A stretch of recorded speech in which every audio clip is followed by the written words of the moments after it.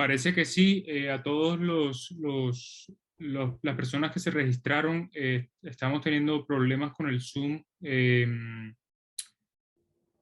Es posible que no vuelva a pasar, pero en caso tal, yo creo que lo mejor sería reagendar la conferencia, pero voy a escribirle acá a las otras personas de la organización para ver qué puede estar pasando.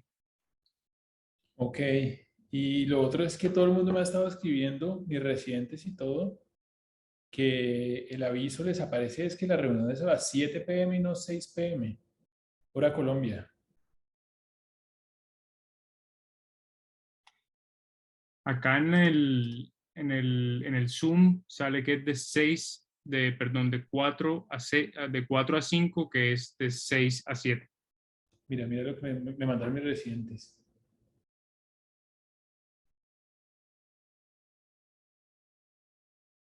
Sí, estoy viendo. Curioso. Y que los ha sacado a todos 3 veces.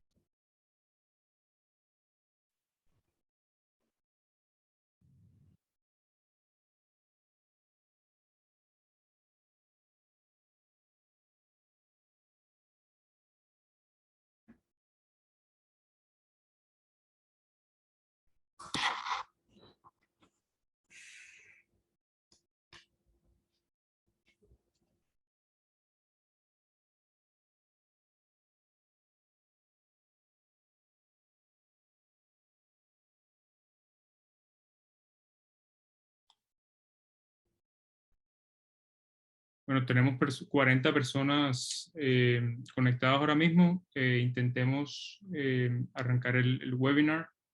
Si vuelven a suceder nuevamente problemas, creo que tocará reagendar para la próxima semana.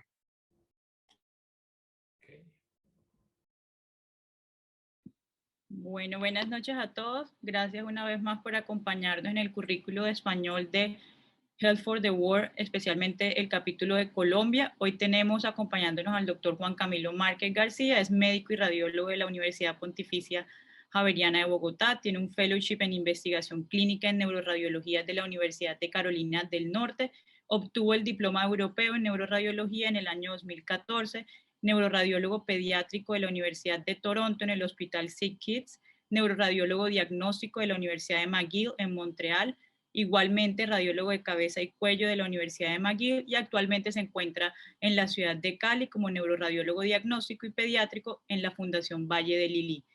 Adicionalmente es docente de la Universidad ICESI y hoy nos acompaña para darnos una charla acerca de patología tumoral del ángulo pontocerebeloso. Para los que no me conocen, yo soy María Lucía Brun, soy médica de la Universidad de los Andes, radióloga de la Universidad del Bosque con la Fundación Santa Fe de Bogotá y actualmente me encuentro realizando mi fellowship en neuroradiología diagnóstica. Bueno, muy bien. Muchas gracias, doctora Blum, por la introducción. Y quiero agradecerles mucho por esta invitación a este evento tan interesante. Estoy muy contento de estar acá con ustedes y espero que la conferencia sea del interés de todos ustedes. El día de hoy vamos a hablar de la patología tumoral del ángulo pontocerebeloso. Primero, vamos a hablar un poquitico de las modalidades diagnósticas y de su utilidad. Y empecemos hablando del TAC.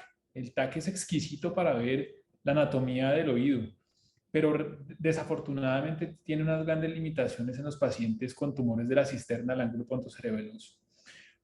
Como vemos en este caso, vemos un ensanchamiento del conducto auditivo interno y del poro acústico secundario a un schwannoma, pero realmente la utilidad es limitada a los cambios óseos y en aquellos pacientes en los cuales hay una contraindicación real y absoluta para resonancia magnética.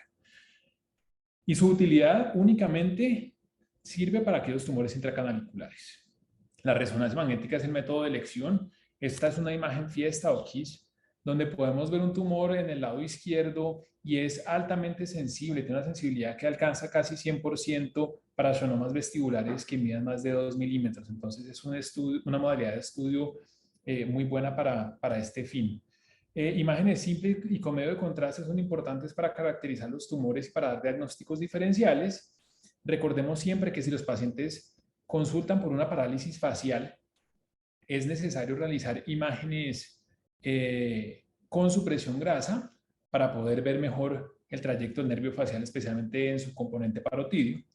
Y las imágenes de difusión y FLAIR, aunque no son parte del protocolo, se pueden usar para algunos casos en especial, como tumores quísticos, hipoacusia neurosensorial súbita para detectar sangre en el laberinto, y para ver la intensidad señal del laberinto también en los pacientes con schwannoma, y la difusión especialmente para ver los tumores epidermoides y los tumores malignos.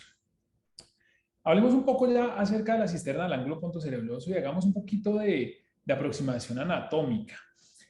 La cisterna del ángulo pontocerebroso pues, es un espacio de líquido cefalorraquídeo, un espacio subaracnoideo que va a contener unos pares craneales y va a tener unas estructuras vasculares. Va a estar limitado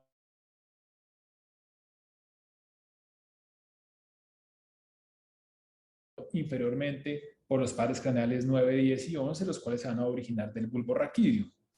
Esta cisterna, como podemos ver en esta imagen de resonancia magnética, va a estar medialmente limitada por parte de la protuberancia del flóculo y el hemisferio cerebeloso y lateralmente por la pared de la pirámide petrosa.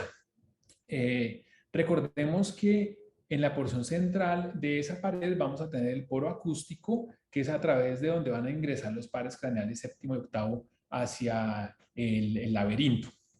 Si miramos esto, pues ¿qué ocurre? Que realmente esa cisterna, al ser simplemente líquido, cualquier patología en los alrededores puede causar una masa en esta localización. Entonces, tenemos varias posibilidades. Por ejemplo, si tenemos una lesión del hueso, por ejemplo, del ápice petroso, esta se puede extender hacia la cisterna. Lo mismo ocurre con tumores del tallo o tumores del cerebelo, como por ejemplo vemos en los niños con meduloblastomas de conmutación del Sonic Hedgehog, que típicamente se localizan en la cisterna del ángulo pontocerebeloso. Tumores del plejo coroide, tumores originados en los pares craneanos séptimo y octavo, o tumores de algunas estructuras del laberinto, como por ejemplo el acueducto vestibular. ¿Qué pasa con esta localización de la cisterna? No solo es muy estratégica y tiene unas estructuras muy interesantes, sino también es una confluencia de la base de cráneo, el encéfalo, el cuello, y en mi campo de estudio es especialmente importante esta localización. En ella interactúan los neurocirujanos, interactúan los otorrinolaringólogos, también interactúan los cirujanos de cabeza y cuello, y nosotros tenemos un rol supremamente importante acompañando a estas especialidades en el diagnóstico y tratamiento de estas patologías. Si recordamos el poro acústico, siempre me encanta hablar de la anatomía para los residentes, especialmente porque esa es una de las preguntas que siempre les harán durante su residencia y a lo largo de los 4 o 5 años de la misma. Si ustedes se acuerdan y miramos el poro acústico, vamos a tener unos 4 pares craneanos que van a salir de cada uno de los cuadrantes.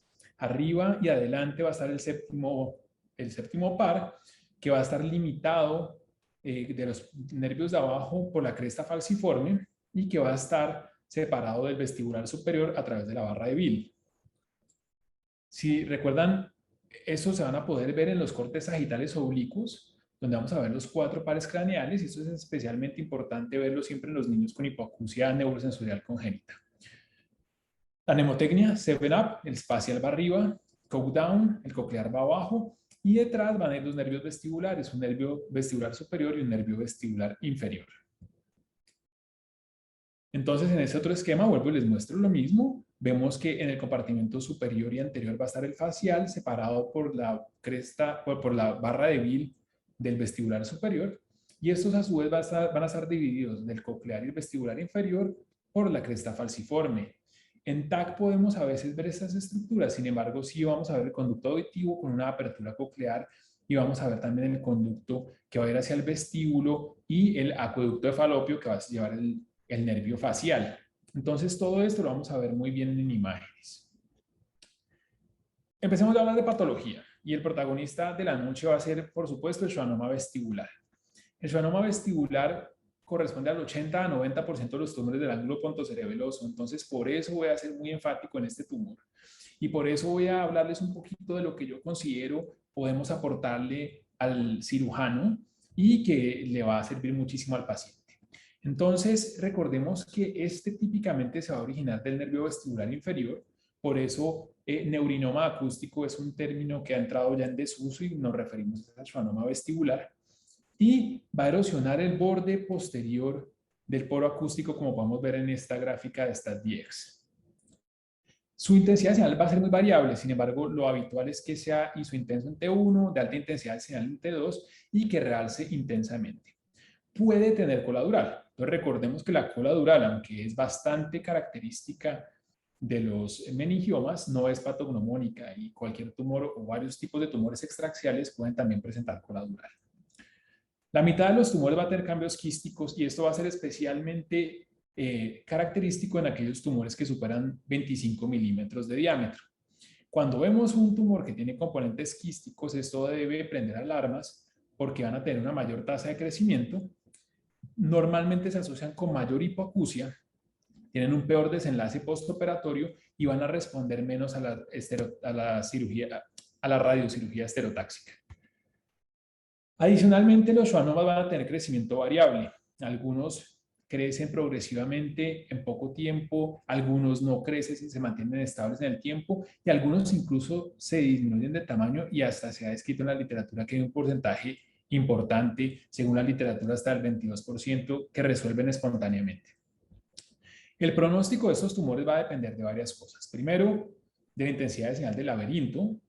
Segundo, de la brecha del líquido cefalorraquídeo que existe entre el tumor y el fundus del conducto auditivo interno. Y la adherencia al nervio coclear. Entonces, miremos estas imágenes. Empecemos hablando un poquito de TAC.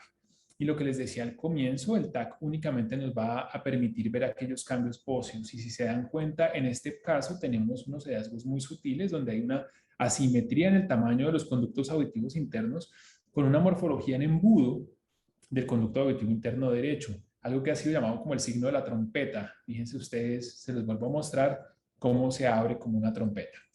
Más que esto no nos aporta realmente el TAC y ya debemos pasar a la resonancia magnética. Si miramos este mismo paciente, vamos a ver que hay un tumor que es isointenso en T1 y que demuestra realce significativo con el medio de contraste, con un componente cisternal y un componente que se extiende a través del poro acústico hacia el conducto auditivo interno. Esto va a tener una apariencia en cono de helado o helado en un cono y es como ha sido descrito y es bastante característico. Fíjense ustedes cómo se ha erosionado el borde posterior del conducto auditivo interno del poro acústico. Les recomiendo que siempre que miren un schwannoma, y estoy seguro que van a ver bastantes porque es un tumor que nos encontramos con muchísima frecuencia, les recomiendo que a las imágenes Fiesta o KISS les realicen unas reconstrucciones MIP, digamos más o menos a unos 5 milímetros como estamos viendo acá. Y esta va a ser muy útil para poder ver sutiles diferencias en la intensidad de señal de las estructuras del laberinto. Fíjense ustedes cómo la cóclea derecha es ligeramente menos brillante que la izquierda y lo mismo ocurre con las estructuras vestibulares y los canales semicirculares. Eso quiere decir que hay un aumento de las proteínas de ese líquido y eso se ha demostrado que va de la mano con el pronóstico auditivo de los pacientes. Entre mayor es la alteración en la intensidad de señal del laberinto, mayor la probabilidad de que este paciente termine sordo irreversiblemente. Esto también se puede realizar con FLAIR. Si nosotros le realizamos un FLAIR volumétrico a estos pacientes y comparamos la intensidad de señal del lado que tiene el tumor, vamos a ver que la atenuación del líquido va a disminuir, se va a ver más brillante en el lado del tumor y eso también nos va a reflejar una alteración en el contenido de ese líquido. Miremos este otro caso y basándome en este caso les voy a decir lo que yo considero que se debe mencionar en el informe que le damos a nuestros clínicos. Entonces, nuevamente es un tumor grande con un gran componente cisternal que, si se dan cuenta, ejerce efecto compresivo sobre el pedúnculo cerebeloso medio, el tallo y el cerebelo, distorsiona el cuarto ventrículo e ingresa hacia el conducto auditivo interno. Entonces, ¿qué puntos creo yo que deben ir incluidos en el reporte y que creo que le dan valor a nuestro informe? Lo primero de ellos son las dimensiones del componente cisternal. Eso no debe ser, digamos, perpendiculares al paciente, sino deben ser en los ejes mayores del tumor. La distancia entre el fondo del conducto auditivo interno y el margen del tumor. La intensidad de señal de las estructuras del laberinto, y ahí hay dos cosas que debemos ver. Primero, si está alterada la intensidad de señal del líquido o si hay extensión del tumor hacia las estructuras del laberinto. Eso es importante también mencionar porque ocurre con frecuencia que los tumores también invaden las estructuras del laberinto. Y por último, intentar encontrar la ubicación del nervio, aunque esto pues es una cosa ya mucho más compleja. Miremos este otro caso, es un paciente con un schwannoma derecho, pero fíjense que en este caso tenemos unos componentes quísticos. Y es importante que tengamos en mente que si vemos esos componentes quísticos, se deben describir, se deben medir también los componentes quísticos y se debe sospechar que este schwannoma va a crecer más de lo habitual y de pronto va a ser necesario seguirlo con mayor frecuencia. Miremos este otro caso. Este es bien interesante porque fíjense que tenemos un tumor también en la cisterna del ángulo pontocerebeloso del lado izquierdo, pero tiene un componente quístico al interior del conducto auditivo, del componente canalicular, pero también vean ustedes cómo hay realce de las estructuras del oído interno. Es decir, este tumor ya se ha extendido incluso hacia la cóclea y hacia el vestíbulo. Una condición especial son los schwannomas, y son un porcentaje que no es despreciable, que se encuentran exclusivamente intracanaliculares y no hay un componente cisternal. Entonces miren ustedes este tumor muy parecido al del esquema de STAT-Dx, donde vemos que el compromiso es totalmente intracanalicular. Aquí vale la pena que yo les mencione que no sería necesario tener medio de contraste para evaluar este paciente. Es una lesión que, aunque es pequeña e intracanalicular, con imágenes fiesta de alta resolución tenemos toda la tranquilidad de que lo vamos a ver. Y eso es importante porque cada vez estamos tratando de usar menos gadolinio para el seguimiento de estas lesiones benignas y que no esperamos que crezcan mucho. Una buena práctica, por ejemplo, es considerar administrar el medio de contraste solamente cada 2 seguimientos. En vez de anualmente ponerle gadolinio, hacerlo cada 2 años y pensar que estos pacientes seguramente van a tener seguimiento durante varias décadas. Recordemos que el gadolinio se deposita en el cerebro y pues no queremos nosotros ser causantes de complicaciones en los pacientes.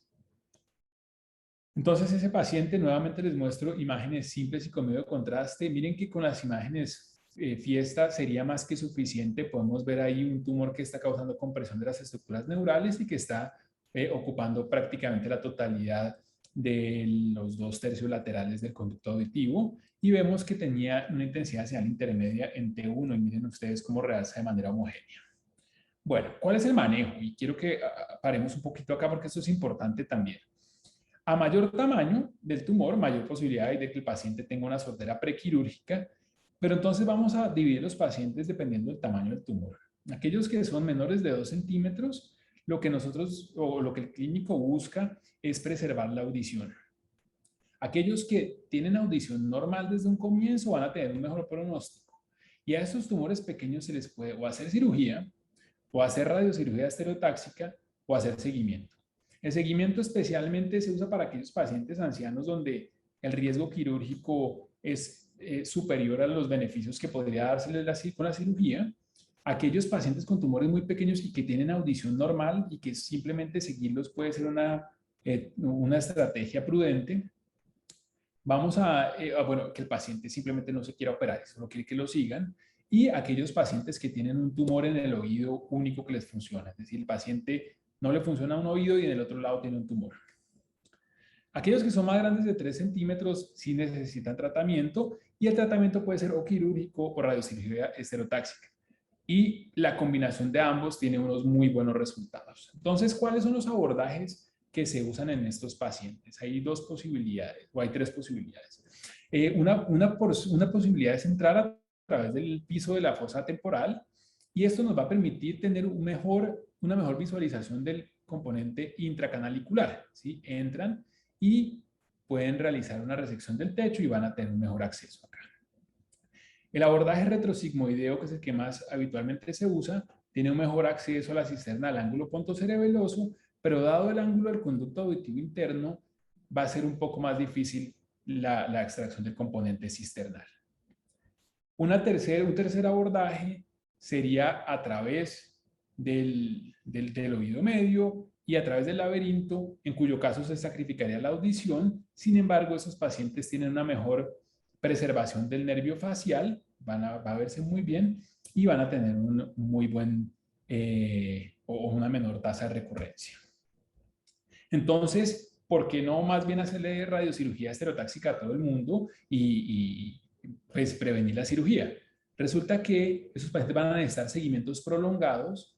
Si se requiere hacer una cirugía de rescate, la radiocirugía va a aumentar la dificultad de la técnica. Existe la posibilidad de que haya hidrocefalia radioinducida, de que haya deterioro funcional por el edema postradiación. Es innegable que, aunque es raro, puede haber riesgo de desarrollo de neoplasias radioinducidas y por eso es mejor pensar en un abordaje quirúrgico con posibilidad de realizar radiocirugía estereotáxica. Hablando de esto, no puedo no mencionar a los niños, que son un campo que me encanta, y vamos a hablar de las facomatosis que afectan esta zona. Una de esas es el schwannoma vestibular de los pacientes con neurofibromatosis tipo 2. Para que les recuerden, la mnemotecnia MISMI, Multiple Inherited Schwannomas, Meningiomas and Ependimomas. Entonces, los pacientes con schwannoma vestibular tienen múltiples schwannomas heredados, meningiomas y ependimomas. No olviden que son esos los tumores de la neurofibromatosis tipo 2. Esa es otra de las preguntas para los residentes que sale con muchísima frecuencia. La mutación es en el cromosoma 22 y lo que vamos a ver son schwannomas vestibulares bilaterales. Cuando estos ocurren, tenemos la certeza de que estamos frente a una neurofibromatosis tipo 2. Esto es un hallazgo patognomónico. Los pacientes normalmente se diagnostican antes de los 25 años, y cuando nosotros tenemos pacientes con imágenes muy similares a una neurofibromatosis tipo 2, debemos considerar otras posibilidades, por ejemplo, que lo que estemos enfrentándonos sea a unas metástasis. Entonces, miremos, por ejemplo, este paciente, niño tenía schwannomas vestibulares bilaterales. Vemos también que tenía un pequeño meningioma en la convejidad frontal posterior del lado derecho. No olvidemos otro hallazgo que no se recuerda con frecuencia, que es la meningiomatosis, como vemos acá en el lóbulo frontal izquierdo, y miremos la cantidad de tumores que tiene en la médula espinal y al interior del saco dural secundarios a múltiples schwannomas y ependimomas. El meningioma es el segundo tumor frecuente en la cisterna del ángulo pontocerebeloso y ocurre por células meningoteliales en proximidad al poro acústico. Y esta es una localización que vemos con mucha frecuencia en los meningiomas. 10% de los meningiomas de la fosa posterior van a estar en la fosa posterior, y 10 al 15% de las lesiones de la cisterna del ángulo pontocerebeloso van a ser meningiomas. Es decir, que si somos expertos en meningiomas y en schwannomas, ya estamos prácticamente por encima del 95% de las posibilidades diagnósticas. Puede ingresar al conducto auditivo interno, sin embargo, no es frecuente que cause expansión del mismo, y tampoco vamos a tener esa alteración de la intensidad de señal del laberinto que les mostraba a ustedes en el schwannoma. Como todos los meningiomas del resto del sistema nervioso central, típicamente son hiperdensos, típicamente pueden tener calcificaciones y se acompañan de hiperostosis del hueso subyacente. En la resonancia magnética vamos a ver un tumor que tiene una base dural, con frecuencia coladural, y, como les decía, es frecuente que se extiendan hacia el conducto auditivo interno. Entonces, miremos lo que les digo: coladural, puede ingresar al conducto auditivo interno, pero no lo ensancha, y recordemos también que puede tener, pues, efecto compresivo sobre las estructuras neurales de la fosa posterior. Entonces miremos este paciente que tiene un meningioma del lado izquierdo. Es un tumor con una amplia base dural. Vean que se está extendiendo hacia el conducto auditivo interno, pero miren que el conducto auditivo interno realmente tiene un diámetro normal. Y si se dan cuenta, este paciente tiene otro meningioma al otro lado. Hay que ser muy minuciosos porque existe la posibilidad de que en un afán confundamos estos dos tumores de la cisterna del ángulo pontocerebeloso en ambos lados como unos schwannomas y diagnostiquemos erradamente una neurofibromatosis tipo 2. Miremos este otro caso, es un paciente que tiene un TAC y una resonancia magnética y vemos que en el TAC tiene un tumor que realza ávidamente, también con una amplia base dural. Vemos que tiene una cola dural muy bonita en su aspecto posterior y nuevamente identificamos extensión al interior del conducto auditivo interno sin ensancharlo. Ese es un tip que nos ayuda mucho a diferenciar uno del otro. Y un caso más, ese también nos ayuda mucho porque fíjense que el tumor se acompaña de cambios óseos adyacentes, una gran hiperostosis de la pirámide petrosa, algo de extensión intracanalicular, pero lo que quiero que vean es que a pesar de que tiene un realce muy homogéneo, va a tener una intensidad señal ligeramente heterogénea en T2 por la presencia de artefacto de susceptibilidad que puede ser secundario, como vemos en estas imágenes con fase, a pequeños áreas de calcificación. Y esto se va a confirmar en el TAC que tenía el paciente, donde vemos que es una lesión intrínsecamente hiperdensa y que demuestra múltiples calcificaciones en su interior. Si se dan cuenta, hay algo de hiperostosis del hueso subyacente en ese lado al comparar con el lado izquierdo. Otro tumor que es muy frecuente acá y que su localización es bastante habitual es el quiste epidermoide. Los quistes epidermoides son congénitos y ocurren por una inclusión accidental del ectodermo en el momento en que se está cerrando el tubo neural y ese tejido se va a desdiferenciar. 50% de los epidermoides van a ocurrir en esta localización y corresponden más o menos al 5% de las lesiones del ángulo pontocerebeloso. ¿Qué ocurre? Ese epitelio queratinizado se empieza a descamar y va a empezar a ocupar la cisterna. Lo interesante es que a pesar de que ocupa la cisterna, miren como en este esquema, en vez de desplazar las estructuras, las está englobando, las está encerrando, ¿sí? A mí me gusta pensar en esto como si fuera lava que se está extendiendo y rodeando estas estructuras. En las imágenes en TAC va a ser muy similar al líquido cefalorraquídeo y esto va a ser difícil de diferenciar de un quiste aracnoideo y la resonancia magnética va a ser la modalidad que nos va a permitir con bastante certeza diagnosticar los epidermoides. Entonces vamos a mirar estos tumores. Si se dan cuenta, vemos un tumor, perdón, una lesión quística en la cisterna izquierda con efecto compresivo sobre el tallo y sobre el cerebelo y el pedúnculo cerebeloso, pero fíjense que es un poco irregular y su densidad no es completamente homogénea como la del resto del líquido cefalorraquídeo. Si miramos en la resonancia magnética, si bien se ve como líquido en el T2, miren ustedes que en el FLAIR no se logra esa atenuación de ese líquido cefalorraquídeo, sino se va a ver lo que se ha denominado el FLAIR sucio, un dirty FLAIR. Y en la difusión vamos a ver, especialmente en las imágenes B1000, una hiperintensidad. No necesariamente vamos a ver una restricción de la difusión con un ADS extremadamente oscuro, pero sí vamos a ver esa hiperintensidad en el B1000.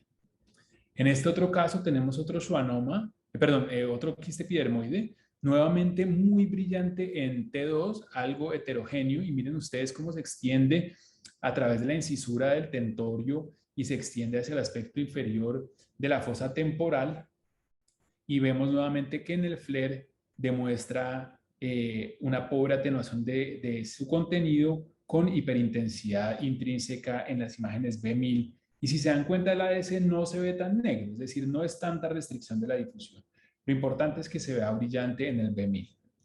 Estos tumores no realzan y los quistes aracnoideos tampoco. Entonces no hay ninguna utilidad en estos tumores o en estas lesiones para administrar medio de contraste, especialmente para el seguimiento. Ahora, los quistes aracnoideos que van de la mano con los epidermoides van a ser también colecciones de líquido cefalorraquídeo congénitas que ocurren por una separación, o se cree que es por una separación, un error en la separación de las meninges embrionarias. La mayoría de los quistes aracnoideos van a ocurrir en la fosa temporal, más en el lado izquierdo que en el lado derecho, y aproximadamente 10% va a ocurrir en la fosa posterior, siendo la localización más frecuente la cisterna del ángulo pontocerebeloso. Pueden ser asintomáticos y lo habitual es que sean un hallazgo incidental, pero cuando son muy grandes pueden causar distensión o estirar las estructuras neurales y causar síntomas. Lo habitual es que no sea así el caso. En las imágenes va a verse muy parecido a los quistes epidermoides que les he mostrado, pero su intensidad de señal va a ser idéntica a la del encefalorraquídeo, tanto en TAC como en todas las secuencias de resonancia magnética. Entonces, si miramos este caso, nuevamente el TAC se ve bastante similar a lo que veíamos en el paciente con el epidermoide, pero miren ustedes que en el T2 se va a ver un poco más heterogéneo, no vemos nada de restricción de la difusión ni de hiperintensidad en la difusión, y vemos que atenúa completamente en las imágenes FLAIR. Si miramos este otro caso, en el TAC, creo que sería imposible poder diferenciar esto de un epidermoide, pero al hacer las imágenes de resonancia magnética, podemos ver que está causando desplazamiento de los nervios. Miren ustedes cómo se encuentran no incluidos dentro del quiste, sino desplazados y como estirados y elongados, ¿sí? Eso es bastante característico. Y nuevamente no vamos a encontrar realce. Entonces, en resumen, ¿cómo diferenciamos uno del otro? Perdón. En la mano izquierda tenemos un quiste aracnoideo. En la difusión no vamos a ver alteración de la intensidad de señal. En el FLAIR tampoco vamos a ver alteración ni un FLAIR sucio. Mientras que en el epidermoide vamos a ver hiperintensidad en las imágenes B1000 con aumento de la intensidad de señal en FLAIR. Las metástasis también pueden ocurrir ahí y pueden ocurrir de varias maneras. Entonces, una manera es que lleguen ahí como una diseminación leptomeningia de un tumor. Otra posibilidad es que lleguen por un compromiso óseo y paquimeningio. Otra posibilidad es que comprometan o que la metástasis sea una lesión intraaxial en el cerebelo o en el tallo. Y la última opción es que sea una siembra ya al plejo coroide. Lo más frecuente, al igual que en el resto del sistema nervioso central, son las metástasis de pulmón, de seno y de melanoma, y el encontrar un compromiso multifocal, por supuesto, nos va a ayudar a guiar nuestro diagnóstico hacia una metástasis. Porque, ¿qué pasa? Que las metástasis van a ser muy inespecíficas, van a ser muy difíciles de diferenciar de otros tumores, como por ejemplo de un schwannoma. Si vemos una sola lesión, podemos creer que es un schwannoma. Si vemos que es bilateral, podemos confundirnos y pensar que sea una neurofibromatosis tipo 2 y subestimar la gravedad de la enfermedad. No hay ningún hallazgo específico para una metástasis, ¿sí? De que nosotros digamos, estamos seguros de que esto es una metástasis. Si fuera un melanoma con alto contenido melanocítico, podríamos tener un tumor de alta intensidad de señal intrínseca en T1 que nos podría ayudar a tener algo de confianza de que se trate de una metástasis. Si vemos que es una lesión que parece un meningio, que parece un schwannoma, pero su comportamiento es como bastante más agresivo a lo que estamos acostumbrados a ver, también nos debe prender las alarmas. Y, por supuesto, también si tenemos conocimiento de que el paciente tiene un tumor ya conocido. Entonces, miremos, por ejemplo, este paciente no tenía ningún antecedente conocido y en la consulta encontramos que tiene una masa sólida, bastante hiperdensa intrínsecamente en el TAC y que demuestra realce con el medio de contraste. Cuando le realizamos la resonancia magnética, vemos que parece o tiene la localización de un schwannoma y digamos, es una lesión que parece extenderse también parcialmente a través del conducto auditivo interno, pero miren ustedes que se ve mucho más heterogénea, mucho más agresiva, parece tener una base dural también, pero no parece un meningioma, tiene algo de restricción de la difusión y realza heterogéneamente. No es la apariencia típica que estamos acostumbrados a ver de un schwannoma.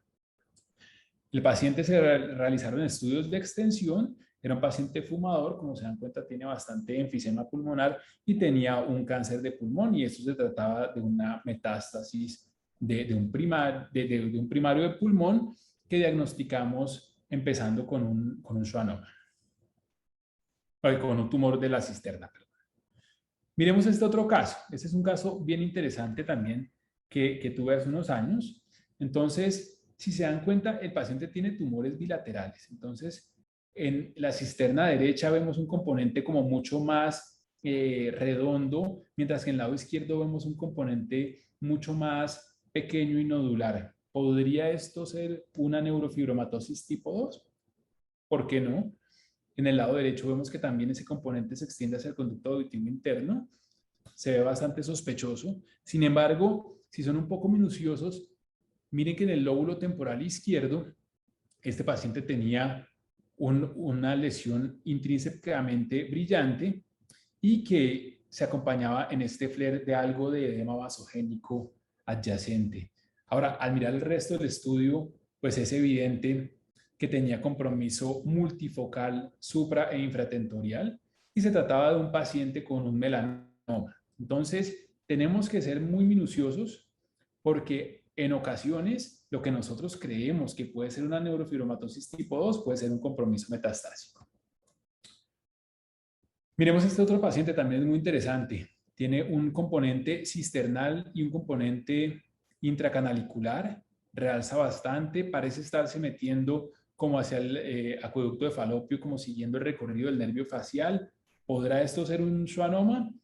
El paciente fue llevado a cirugía y la patología confirmó que se trataba de un linfoma primario del sistema nervioso central. Y ahora quiero que miren este caso tan interesante. Si se dan cuenta, esta es una imagen axial con gadolinio centrada a la altura de los conductos auditivos internos. Hay una imagen hiperintensa en el fondo del conducto auditivo interno derecho. Miren que no hay nada en el lado izquierdo. Ustedes ven esto, creo que es bastante sencillo, parece un schwannoma intracanalicular puro. Sin embargo, miramos el resto del estudio y, oh sorpresa, eso ya se veía igual antes de poner el medio de contraste. Entonces, ¿qué podrá estar pasando acá? Miren, vemos esa lesión nodular en el conducto auditivo interno, como en el fondo, en el aspecto inferior.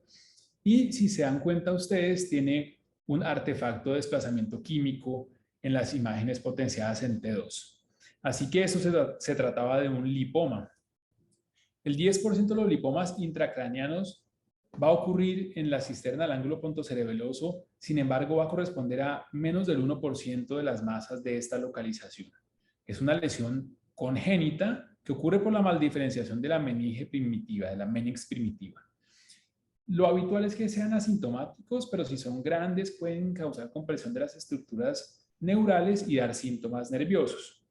Y es importante saber que estos tumores van a tener unas muy densas adherencias a los vasos y a las estructuras neurales, como se ve en el esquema de STAT-DX, y su resección quirúrgica va a ser bastante complicada. En las imágenes vamos a ver un tumor cuya intensidad de señal es idéntica a la grasa en todas las secuencias. No va a presentar realce y, como les mostraban las imágenes en T2, vamos a tener artefacto de desplazamiento químico, y si realizamos imágenes con supresión grasa, este tumor va a hacerse menos evidente.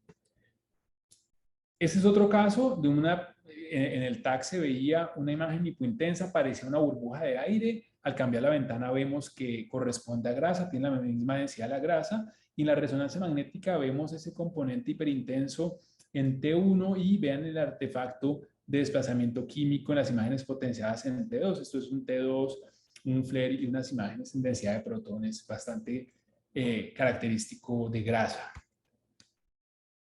Tenemos que tener en cuenta que hay otros schwannomas que pueden también comprometer la cisterna del ángulo pontocerebeloso, aparte del schwannoma vestibular. El más frecuente de ellos va a ser el del facial, pero también existen los del trigémino, del 9 al 12, y como les digo,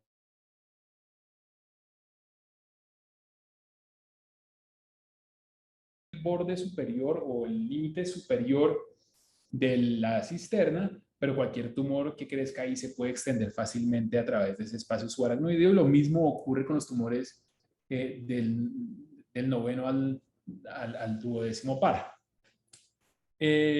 Entonces, los del facial corresponden a menos del 1% de los tumores de hueso temporal y se pueden ver muy similares a los schwannomas vestibulares, pero típicamente van a tener una apariencia mancuerna, ya que van a tener un componente no solo cisternal y canalicular, sino también a través del conducto del facial.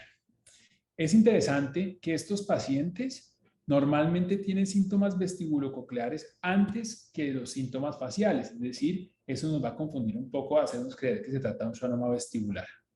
Miremos entonces este caso de una lesión con un componente nodular cisternal y que se extiende también intracanalicular, pero fíjense ustedes lo interesante, cómo se extiende a través del conducto del facial, y aquí podemos ver incluso realce de la porción genicular, de la rodilla del facial y de algo de la porción timpánica del mismo. Miremos este otro caso, muy interesante, una señora de 67 años. La sospecha inicial era compromiso metastásico cerebral porque tenía una lesión quística en la fosa posterior. Y todos sabemos que un paciente adulto con una lesión quística en la fosa posterior, lo primero que hay que pensar es una metástasis. Pero si se dan cuenta, el conducto del hipogloso es asimétrico, parece encontrarse remodelado en el lado izquierdo. Miren también en la reconstrucción coronal cómo es asimétricamente más grande en el lado izquierdo que en el lado derecho. Al realizar la resonancia magnética, efectivamente encontramos una masa quística con un nivel líquido que se localiza en el cerebelo o que está ejerciendo efecto compresivo sobre el cerebelo y que realza de manera heterogénea. Pero miren que la clave acá es que este componente sólido que realza se está extendiendo a través del conducto del hipogloso y se trataba de un schwannoma del hipogloso con un gran componente quístico intracraneal que se encontraba localizado en la cisterna del ángulo pontocerebeloso.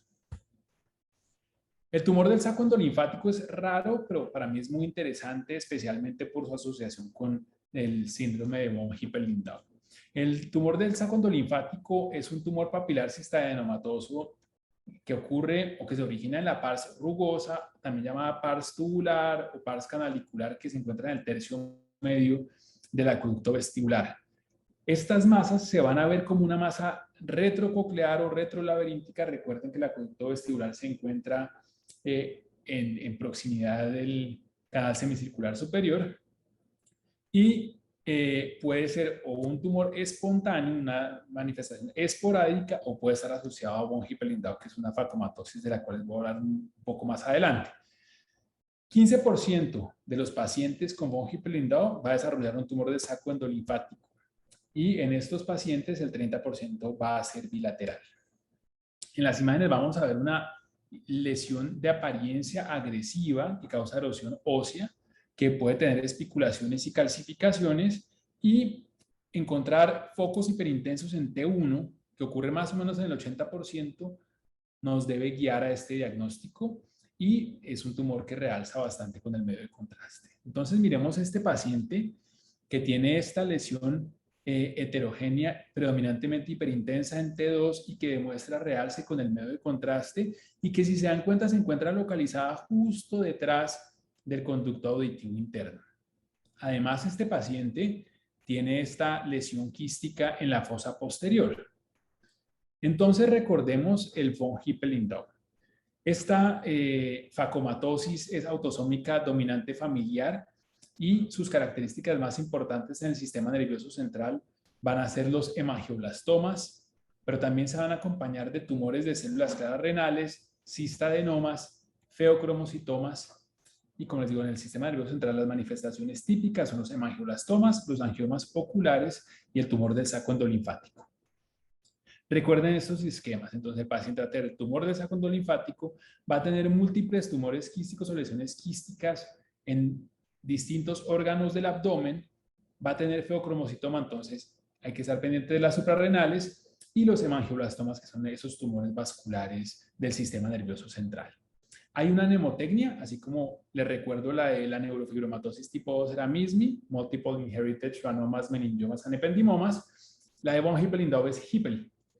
Esta es un poquito menos clara que la otra, pero créanme, cada vez que yo pienso en von Hippel-Lindau me acuerdo de esta mnemotecnia y se la recuerdo siempre a mis residentes. La H es de hemangioblastoma, la I es de Increased Risk of Renal Cell Carcinoma. Entonces recordemos que estos pacientes tienen mayor riesgo de presentar cánceres renales.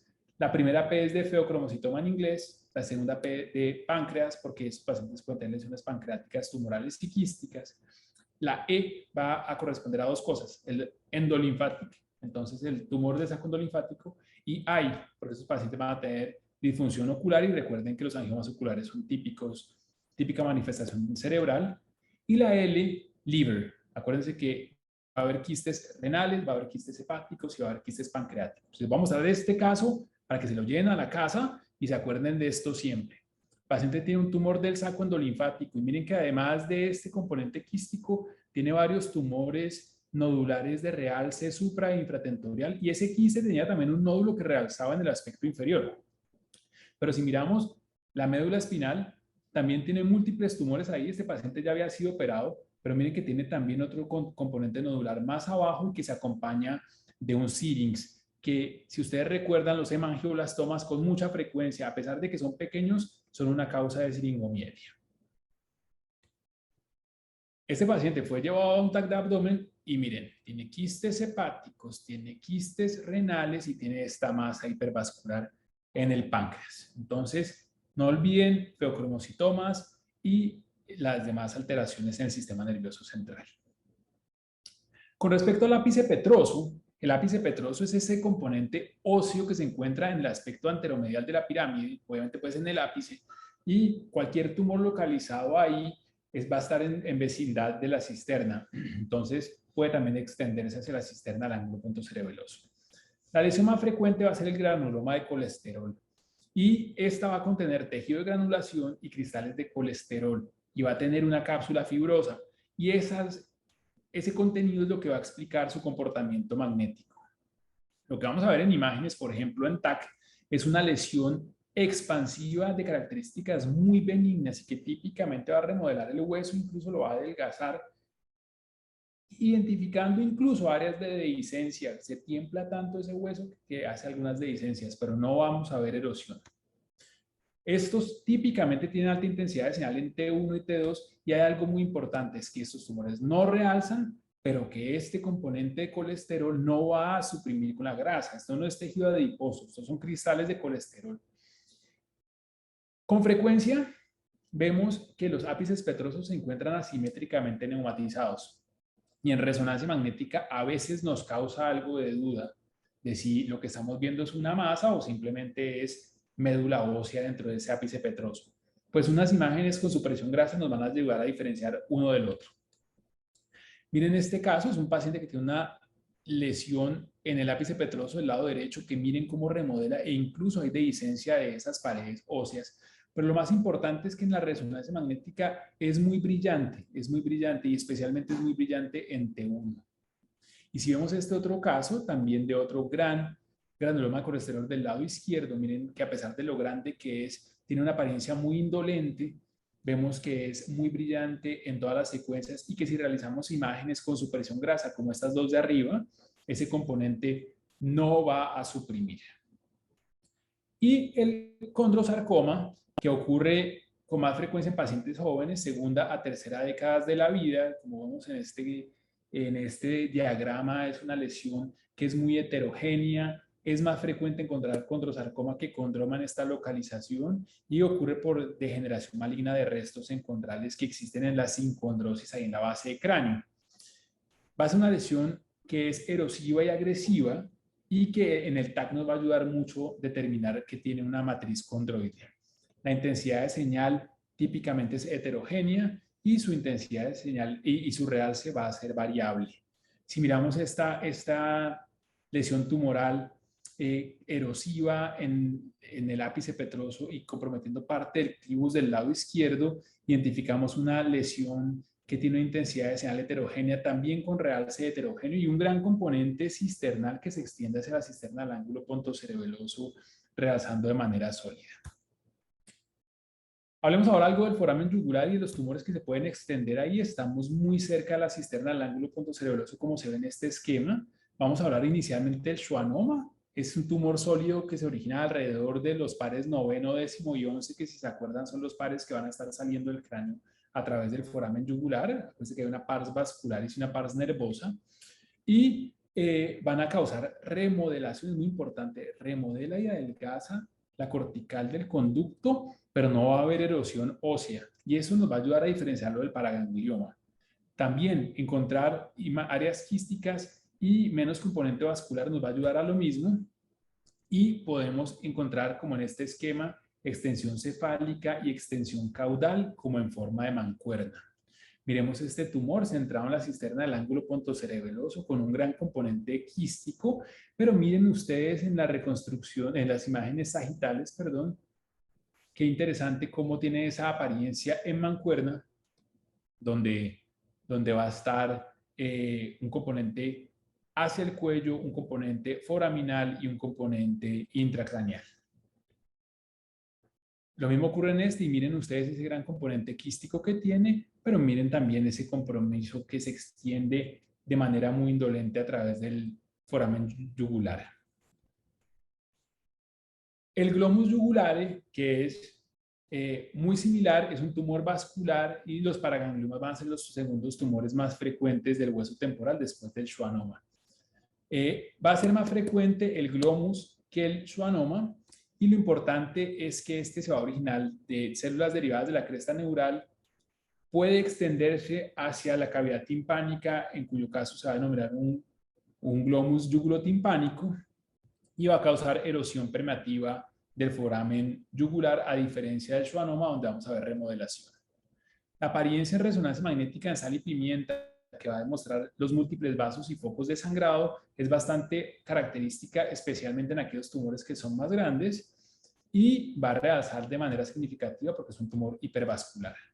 Entonces, miremos esta típica apariencia permeativa en el TAC del foramen yugular. Es muy característico también encontrar la erosión de la espina del foramen yugular, y en la resonancia magnética vemos que tiene una intensidad de señal heterogénea que realza bastante, y en este caso pues es un tumor pequeño donde la apariencia en sal y pimienta no es muy característica. Y este otro caso ya de un schwannoma que también se está extendiendo hacia la cavidad timpánica, ya un glomus, ya un glomus yugulotimpánico. Con la resonancia magnética también identificando ese tumor hipervascular y que en este caso sí tenía algo de apariencia en sal y pimienta en las imágenes simples. Entonces, ¿qué quiero que se lleven ustedes a casa hoy? Esa es una patología muy variada en un espacio muy pequeño. Entonces, debemos ser muy acuciosos en nuestro protocolo y en nuestra descripción de las imágenes. El conocimiento de la anatomía y determinar el epicentro de la masa nos va a permitir una aproximación diagnóstica más precisa. El rol de nosotros como radiólogos incluye la descripción extensa y los diagnósticos diferenciales, pero también debemos ayudar siempre a guiar el manejo e interactuar con el cirujano. Y como les recuerdo siempre que hay una conferencia, no olvidemos que nuestro rol es el de un médico interconsultante y es muy importante siempre que estemos comunicados con las demás especialidades. Muchas gracias a todos por su atención. Acá están mis datos si me quieren contactar, mi LinkedIn, mis correos electrónicos. Y nuevamente les agradezco hartísimo por la invitación. Espero que esta sea la primera de muchas presentaciones que para ustedes. Muchas gracias, doctor Márquez, por tan excelente charla. Tenemos algunas preguntas y tenemos todavía algún tiempo para responderlas. Voy a empezar a irlas haciendo y como usted dice, pues ojalá nos pueda volver a acompañar en otra sesión de neuro, de cuello o de neuropediatría. Cualquiera de esas puede acompañarnos. Entonces, la primera pregunta es, en el algoritmo diagnóstico de su institución, ante un paciente con sospecha de lesión retrococlear, principalmente schwannoma vestibular, ¿se realiza resonancia magnética contrastada o resonancia magnética simple con secuencia Fiesta? En nuestra institución siempre en el abordaje inicial ponemos medio contraste y Fiesta va siempre incluido. Nuestro protocolo incluye Fiesta de la fosa posterior, incluye imágenes simples y después imágenes con medio contraste, tanto en el plano axial como en el plano coronal, e imágenes también T2. Ok, perfecto. La segunda pregunta es, posterior al manejo de un schwannoma vestibular con cirugía o radiocirugía estereotáctica, ¿la intensidad de la señal del laberinto persiste alterada o mejora? Esto sabiendo que es uno de los factores pronósticos de este tipo de tumores. Sí, esa es una excelente pregunta. De eso se ha hablado hartísimo en la literatura. y se cree que sí, muchos de los pacientes devuelven, ¿sí? La intensidad de señal mejora, eso ha estado descrito, y a esos pacientes normalmente les va mejor. Aquellos pacientes cuya intensidad de señal del laberinto sigue alterada, son los que normalmente les va peor. Ok, tenemos también otra pregunta que nos enviaron por privado. Para el diagnóstico de colesteatoma, ¿es útil la técnica de difusión? ¿Hay alguna utilidad en EPI o no EPI de DWI para el diagnóstico adicional?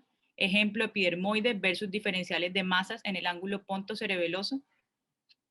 No creo. Realmente creo que la difusión no EPI que usamos para oído, para colesteatoma, no tiene una utilidad más allá. Creo que cualquier difusión nos va a ayudar a diferenciar un epidermoide de un quiste aracnoideo, y normalmente solamente hacemos la difusión no EPI, coronal, axial, lo que sea, para detección de colesteatoma.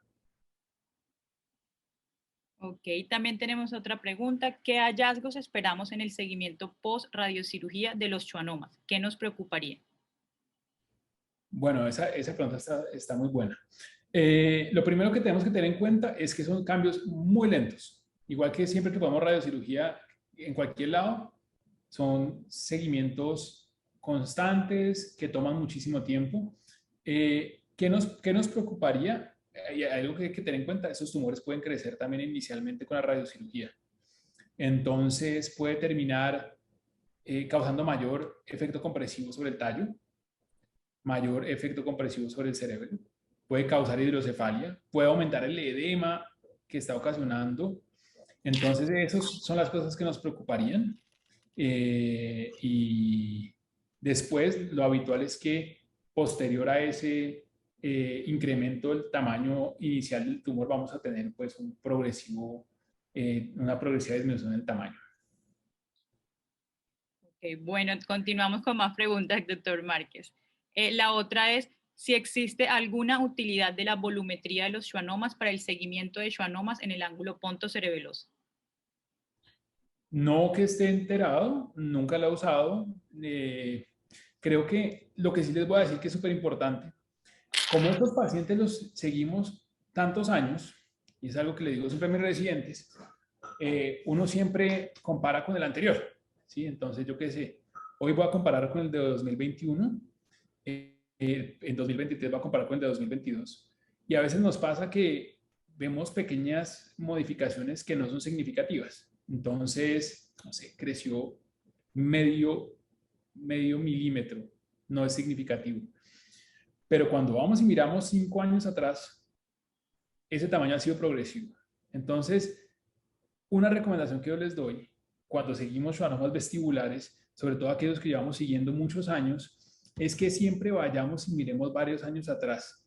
Porque como son tumores que cuando crecen muy despacio, puede ser tumores que estén creciendo y no nos estemos dando cuenta al solamente hacer seguimientos con el control anterior. Entonces, si bien nos va a tomar más tiempo a nosotros la interpretación de esos estudios, sí el paciente se puede beneficiar mucho de que comparemos las medidas entre un tumor y el otro, entre un seguimiento y el otro, pero también yendo a estudios más viejos. Otra cosa que les voy a decir: siempre que lo midan, yo cuando comparo un tumor con otro, trato no de enfocarme mucho en qué se decía en el informe anterior, sino lo vuelvo a medir. Porque a no ser que tengamos claro cuáles fueron las medidas que se obtuvieron en el anterior, especialmente si fue otro radiólogo quien tomó las medidas, podemos erróneamente creer que un tumor está estable, o que erróneamente esté creciendo, o que erróneamente esté disminuyendo de tamaño. Entonces es importante que siempre tomemos medidas, que sepamos que lo que estamos midiendo es lo mismo. Ok, doctor. Surgió otra pregunta y es si existe alguna recomendación especial para pacientes pediátricos. Sí, mi única recomendación especial para pacientes pediátricos es, en ellos sí especialmente, ser muy acuciosos en reducir la administración de gadolinio. Idealmente, sobre todo esos chiquitines que tienen facomatosis, van a tener imágenes toda la vida. Y nosotros vemos con mucha frecuencia ya estos pacientes adolescentes o adultos con depósitos de gadolinio gangliobasales, depósitos de gadolinio en los núcleos dentados, y aunque hasta el momento no hay evidencia muy fuerte de que esos depósitos realmente tengan un significado clínico real, pues debemos ser muy prudentes con esto. No queremos que nos pase con el gadolinio lo mismo que nos pasó con poner el gadolinio a los pacientes con falla renal y después, 20 años después, empezar a ver las consecuencias.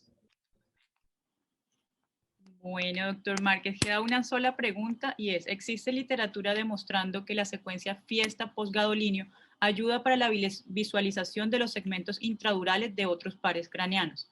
¿Hay alguna utilidad de esto en las lesiones del conducto auditivo interno para visualizar el séptimo o el octavo par? No sé, no sé. Tendría que mirar la literatura, no he leído nunca nada al respecto. No sé, ¿ustedes de pronto han leído algo? María Lucía o Juan Pablo, alguna cosa, yo no he leído al respecto. No, realmente no tengo conocimiento. Si no, me quedo ahí, tendríamos que dar una miradita.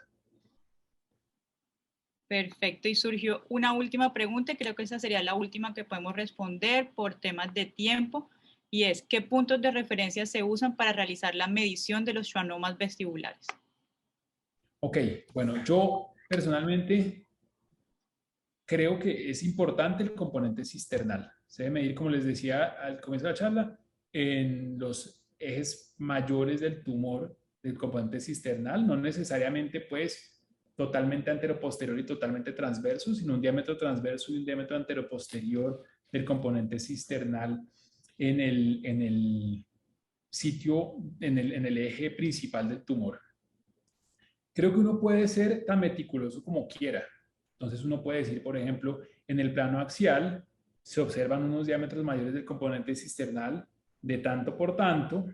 Adicionalmente tiene un componente cisternal y el componente cisternal, un componente intracanalicular. Y el componente cisternal e intracanalicular en conjunto tienen un diámetro máximo de tanto. Se puede decir incluso también el componente cisterna, intracanalicular mide tanto por tanto. Como les digo, es importante referenciar el espacio que hay entre el margen lateral del tumor y el fundus del conducto auditivo interno. Y, y ya, yo pienso que se puede ser tan meticuloso como uno quiera. Bueno, doctor Márquez, muchísimas gracias por responder todas las preguntas, por la charla tan excelente y por la disponibilidad para nosotros. Disculpe a los asistentes por los pequeños problemas que tuvimos técnicos al iniciar la charla, pero recuerden que igual la charla queda grabada y podemos visualizarla a partir del tercer día en la página de Health for the World. Nosotros compartimos el link de la charla en las redes sociales de Health for the World Internacional y el capítulo en español. Preguntan si hay grabación, efectivamente si hay grabación. En 3 días la pueden ver reflejada en la página. Sí, en aproximadamente 3 días vamos a tener el link disponible para el enlace en YouTube. Ahí pueden ver la charla cuantas veces quieran, porque la verdad es que creo que lo merita. Excelente charla, doctor Márquez, muchas gracias. Doctor Arun, gracias por moderar la sesión y al capítulo de la ACR de Colombia, muchas gracias por facilitarnos el contacto con el doctor Márquez. Que tengan una feliz noche todos. Gracias. Feliz noche para todos, muchas gracias por la asistencia.